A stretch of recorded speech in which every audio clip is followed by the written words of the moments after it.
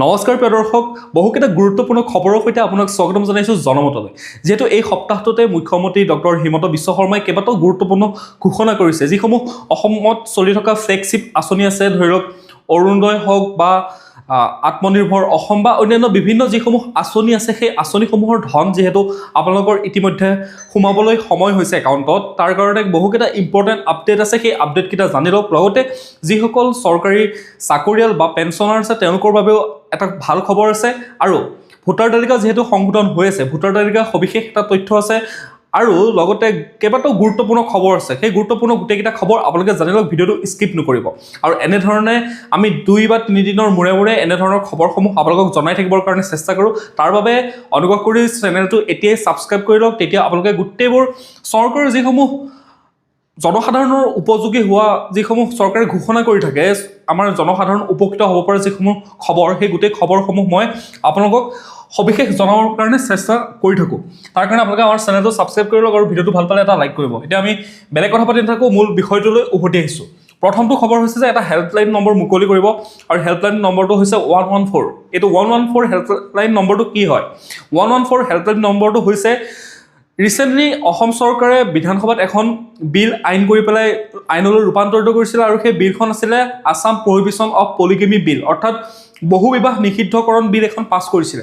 বহুবিবাহ নিষিদ্ধকৰণ বিলখন কি হয়, যদি এজন পুৰুষে তেওঁৰ পত্নী থকাৰ পাছতো যদি তেওঁ আৰু বিবাহ কৰে বা দ্বিতীয় বিবাহ কৰে বা নিজৰ পত্নী থকাৰ পিছতো ডাইভৰ্চ নোহোৱাকৈ তেওঁ যদি বেলেগ বিবাহত সম্পন্ন কৰে, তেতিয়াহ'লে তেওঁৰ বিৰুদ্ধে কঠোৰ আইন এখন ৰূপায়ণ কৰিছে।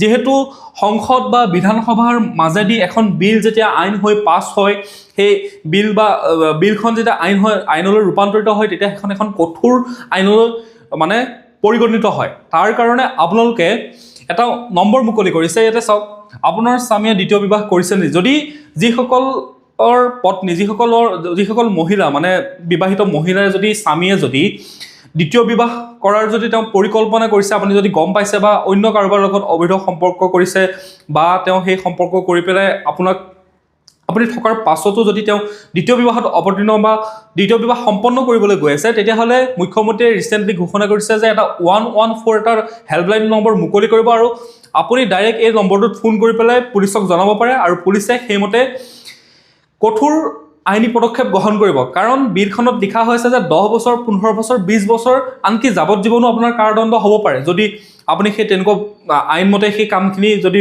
ভুল কামখিনি কৰিছে। 10 বছৰ, 15 বছৰ জেল খাব পাৰে। তাৰ কাৰণে যিসকল মহিলা তেনেকুৱা অসুবিধাৰ সন্মুখীন হৈছে বা অসুবিধা তেওঁলোকে পাই আছে, তেতিয়াহ'লে আপুনি এই নম্বৰটো ধুনীয়াকৈ নোট কৰি থৈ দিয়ক। এই নম্বৰটোৰ জৰিয়তে আপুনি ধুনীয়াকৈ ফোন কৰিব। ফোন কৰিলে আপোনাৰ গোটেই সমস্যাখিনি কোৱাৰ লগে লগে সি আইনী প্ৰক্ৰিয়াৰ মাজেৰে আইনে সেই ব্যৱস্থাৰ বিৰুদ্ধে ব্যৱস্থা গ্ৰহণ কৰিব। এইটো নম্বৰ মুকলি কৰিব, ঠিক আছে? এইটো এটা আপোনালোকক আপডেট দিলোঁ নম্বৰটো। ছেকেণ্ডটো হৈছে মুখ্যমন্ত্ৰীৰ আত্মনিৰ্ভৰ অসম আঁচনি। অসম চৰকাৰৰ এখন ফ্লেগশ্বিপ আঁচনি হয়। এই আঁচনিখনৰ জৰিয়তে যিসমূহ নিবনুৱা যুৱক যুৱতী আছে, সেই নিবনুৱা যুৱক যুৱতীসকলক এটা আৰ্থিক সাহাৰ্য দিয়া হয়, যাতে তেওঁলোকে সেই সাহাৰ্যৰ জৰিয়তে তেওঁলোকে নিজে কিবা এটা কাম কৰিব পাৰে, তেওঁলোকে নিজে কিবা এটা ব্যৱসায় কৰিব পাৰে। তাৰ কাৰণে মুখ্যমন্ত্ৰী মহোদয়ে ৰিচেণ্টলি ঘোষণা কৰিছে যে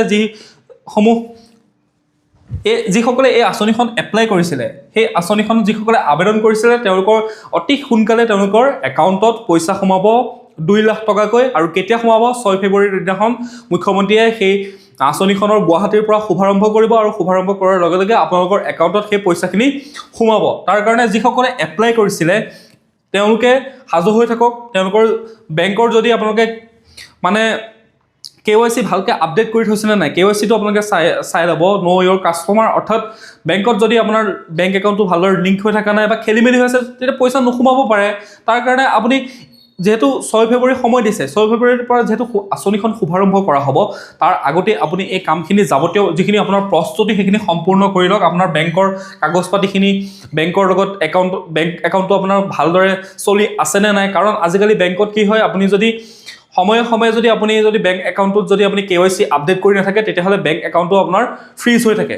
সেইটো যাতে তেনেকুৱা পিছত পইচাটো চেক আহিল কিন্তু পইচা সোমোৱা নাই, উভতি গ'ল, আপুনি বিপদত পৰিব পাৰে। লগতে যিসমূহ তেওঁলোকে ডকুমেণ্টছ বিচাৰিছিলে সেই ডকুমেণ্টছখিনি লৈ আপুনি যি প্ৰজেক্ট ফাইল বনাইছিলে সেই গোটেইখিনি কমপ্লিট কৰি আপুনি ৰেডি কৰি ৰাখক, যাতে চৰকাৰে যেতিয়া 6 ফেব্ৰুৱাৰীত এখন এই আঁচনিখনৰ শুভাৰম্ভণি কৰিব আপোনাৰ একাউণ্টত সেই পইচাটো যাতে সোমায়। 3 নম্বৰ আপডেটটো হৈছে 8ম দৰমহা আয়োগ, যিহেতু 8 পে কমিশ্যন হ'বলৈ গৈ আছে। আপোনাৰ 2016 চনত 7ম দৰমহা আয়োগ হৈছিলে আৰু 2026 চনত 8ম দৰমহা আয়োগ যেহেতু গঠন হ'ল, চৰকাৰে গঠন কৰিলে, তাৰ কাৰণে আপোনাৰ যেহেতু 8ম দৰমহা আয়োগ মানে কাৰ্যকৰী হ'বলৈ কাৰণে একদম যেতিয়া আপোনাৰ মানে দৰমহা বাঢ়িব, 8ম দৰমহা আয়োগৰ মতে আপুনি দৰমহা পাবলৈ বা পেঞ্চন পাবলৈ যিহেতু সময় আছে, কমেও বিশেষজ্ঞসকলে কোৱা মতে 1.5 বছৰৰ পৰা 2 বছৰ পৰ্যন্ত লাগিব পাৰে। এনেতো তেওঁলোকে অফিচিয়েলি কৈছে যে 1.5 বছৰ এটাতো লাগিবই, 18 মাহ এটা সময় লাগিব, তাৰ বাহিৰেও আপোনাক আৰু বেছি সময় লাগিব পাৰে। তাৰ আগতে যিটো দিয়ে হয় ডিয়াৰনেছ এলাউন্স যিটো দিয়া হয় চৰকাৰে 2%, 3%, 4% এনেকৈ দি থাকে। ৰিচেণ্টলি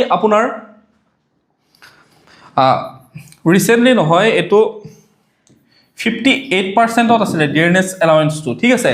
আগৰ যোনটো ডিয়াৰনেছ এলাউন্স আছিলে সেইটো 58%ত আছিলে।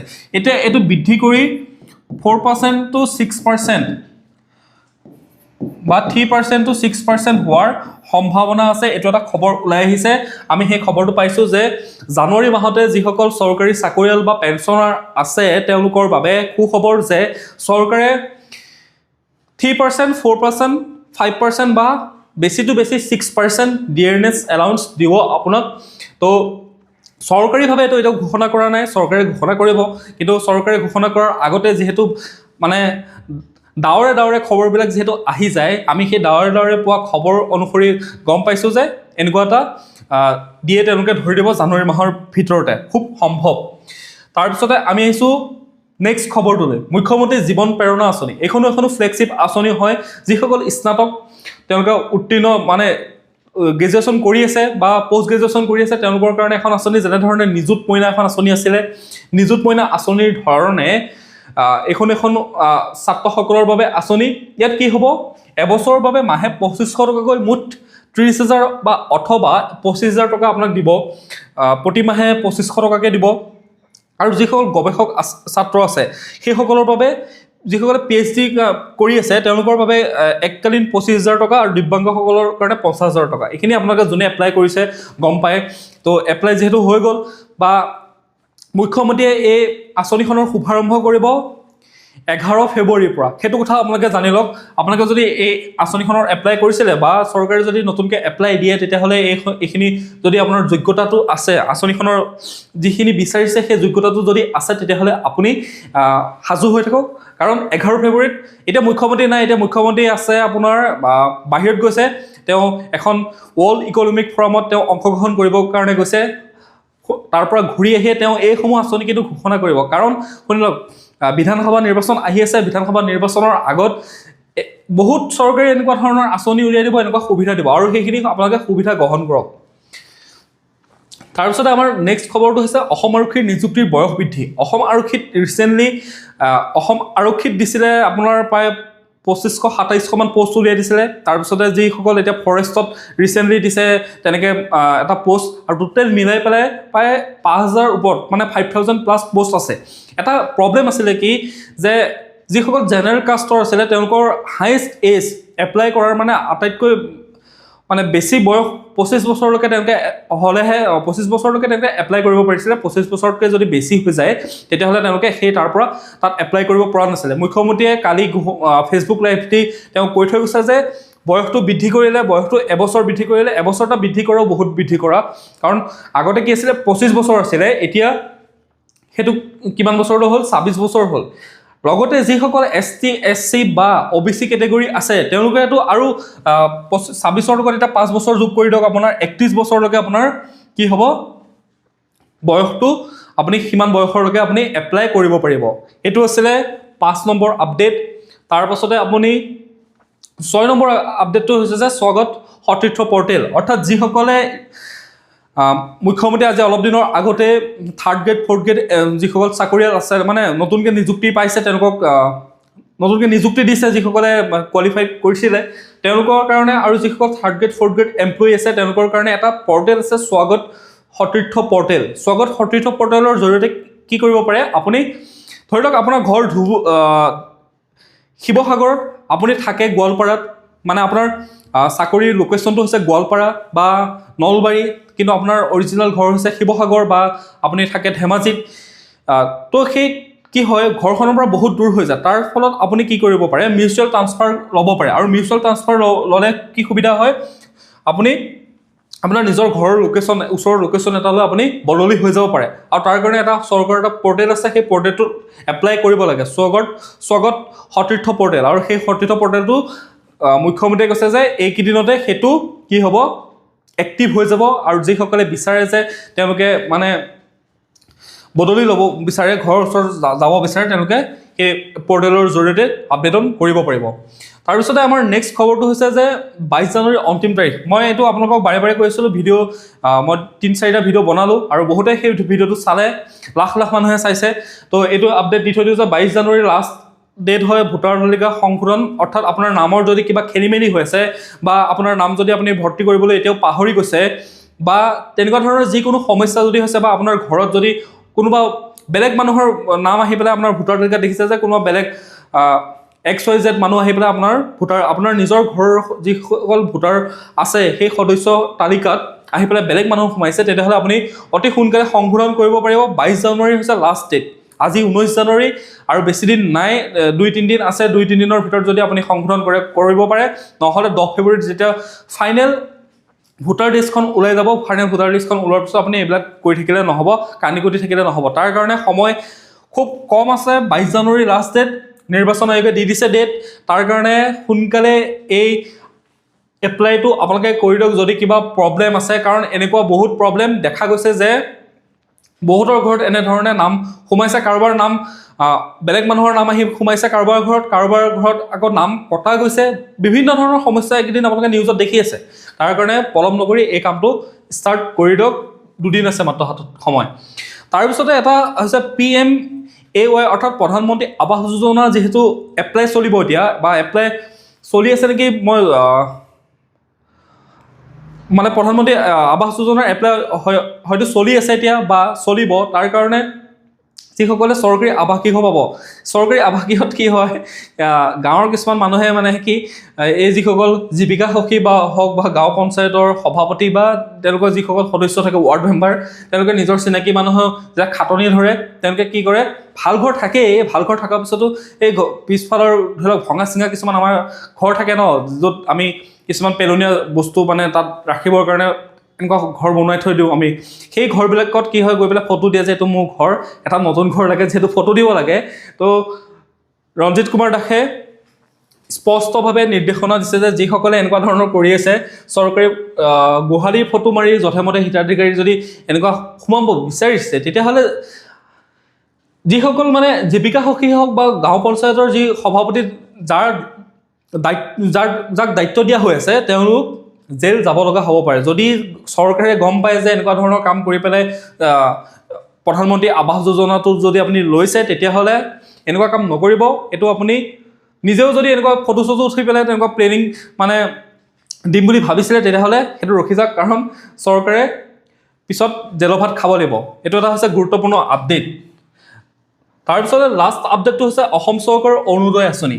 এতিয়া মহিলাসকলৰ কাৰণেতো 1250 টকা চৰকাৰে মাহিলী দিয়েই, 1250 টকা। তো 1250 টকা আপোনাক 4 মাহৰ একলগ কৰি দিব।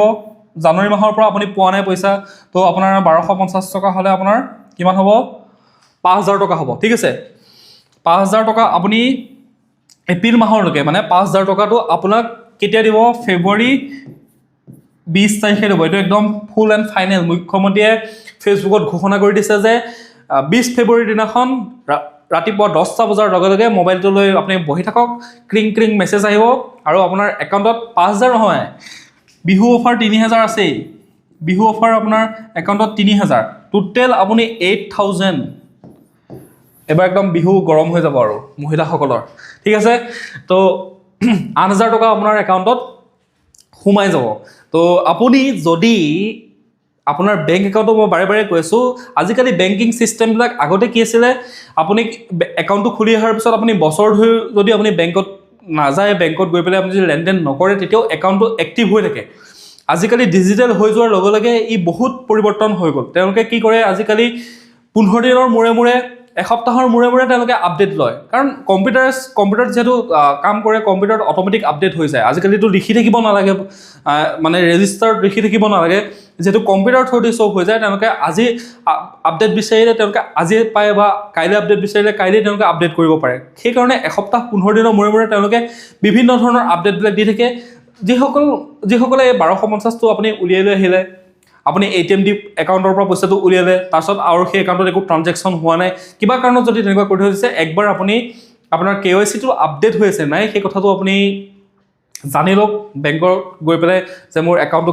এক্টিভ হৈ আছে নে নাই KYC আপডেট হৈ আছে নাই যদি আপডেট হৈ নাথাকে যেতিয়া চৰকাৰে এইটো পইচাটো দিব সি আহি পেলাই আপোনাৰ একাউণ্টত নোসোমাবহি তো সি ৰখি থাকিব পইচাটো তেতিয়া আপুনি বিপদত পৰিব পাৰে তাৰ কাৰণে 20 ফেব্ৰুৱাৰী যেহেতু ফাইনেল পইচা সোমাব যেহেতু ইলেকশ্যন আহি আছে মুখ্যমন্ত্ৰীয়ে ঘোষণা কৰিছে মহিলাক 8,000 টকা দিবই 20 ফেব্ৰুৱাৰীত দিব এইটো চিয়'ৰ তাৰ কাৰণে আপুনি এইখিনি কাম কৰি লওক এইকেইটা আছিলে গুৰুত্বপূৰ্ণ খবৰ ঠিক আছে তো ভিডিঅ'টো যদি ভাল পাইছে এটা লাইক কৰক আৰু চেনেলটো ছাবস্ক্ৰাইব কৰি লওক কাৰণ আমি প্ৰতি এদিন বা দুদিনৰ মূৰে মূৰে আমি এনেকুৱা ধৰণৰ আপডেটখিনি আপোনালোকৰ ওচৰত জনাই থাকিবৰ কাৰণে চেষ্টা কৰিম আৰু প্ৰতি 2-3 দিনৰ মূৰে মূৰে ভিডিঅ'সমূহ আপোনালোকৰ ওচৰত গৈ থাকিব চৰকাৰে যি ইম্পৰ্টেণ্ট আপডেট দিয়ে চৰকাৰে যি ইম্পৰ্টেণ্ট ঘোষণা কৰে আপোনাৰ সুবিধা হোৱাকৈ কিবা আঁচনি হওক বা কিবা তেনেকুৱা ধৰণৰ চৰকাৰৰ যি আৰু গুৰুত্বপূৰ্ণ ঘোষণা সেই গোটেইখিনি আপোনালোকৰ ওচৰত লৈ যাম চেনেলটো এতিয়া ছাবস্ক্ৰাইব কৰি লওক আৰু ভিডিঅ'টো ভাল পালে যদি এটা লাইক কৰিব ধন্যবাদ